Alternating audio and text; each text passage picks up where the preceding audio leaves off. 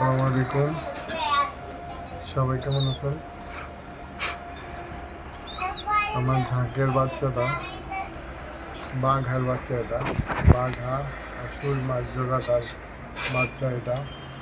তো এখন পর্যন্ত আলহামদুলিল্লাহ সুস্থ আছে, মোটামুটি সুস্থ হয়েছে আগের থেকে অনেক, আপনারা দেখতে পাইতেছেন। তো দোয়া করবেন পুরোপুরি সুস্থ যাতে করতে পারি। বাঘাও অনেকটা সুস্থ হয়ে পড়ছে আলহামদুলিল্লাহ।